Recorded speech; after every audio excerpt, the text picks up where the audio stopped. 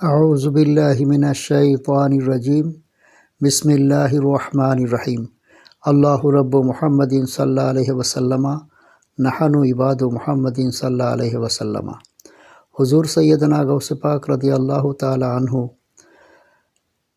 তিনার লিখিত কিতাব বুনিয়াতুত তালিবিন শরীফের মধ্যে লিখেন, হজরত আবু সাঈদ খুদরি রাদিয়াল্লাহু তাআলা আনহু বলেন, হজরত ওমর রাদিয়াল্লাহু তাআলা আনহু এর খেলাফত কালের প্রথম ভাগে আমি তাহার সহিত হজ করিতে যাই।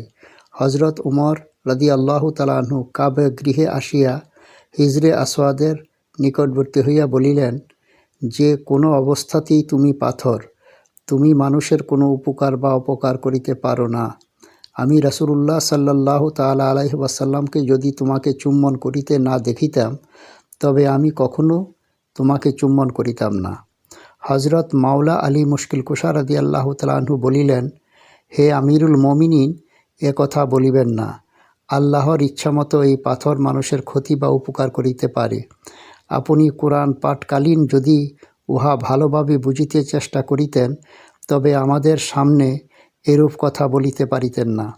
হজরত ওমর ফারুক রাদিয়াল্লাহু তাআলা আনহু বলিলেন, হে আবুল হাসান, বলুন কোরআনে এই পাথর সম্পর্কে কি বর্ণিত আছে? হজরত মাওলা আলী মুশকিল কুশা রাদিয়াল্লাহু তাআলা আনহু বলিলেন, হজরত আদম আলাইহিস সালামের পৃষ্ঠ দেশ হইতে তাহার বংশধর সৃষ্টি করিয়া আল্লাহ তাআলা জিজ্ঞাসা করিলেন, আমি কি তোমাদের প্রভু নই?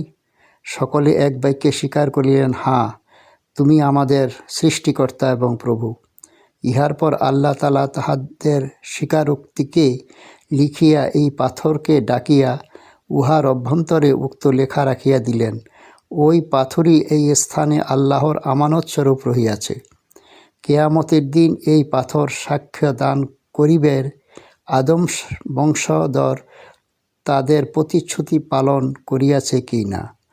হজরত ওমর ফারুক রাদিয়াল্লাহু তাআলা আনহু এই কথা শুনিয়া বলিলেন, হে আবুল হাসান, তোমার বক্ষদেশকে আল্লাহ তাআলা জ্ঞানের ভাণ্ডার করিয়া দিয়েছেন। আল্লাহ পাক জাল্লা শানুহু আম্মান আমালুহু হজরত মাওলা আলী মুশকিল কুশা রাদিয়াল্লাহু তাআলা আনহুকে বুঝবার আমাদেরকে তৌফিক দান করুন। আমিন। ওয়া আখিরুদ দাওয়ানা আনিল হামদুলিল্লাহি রাব্বিল আলামিন।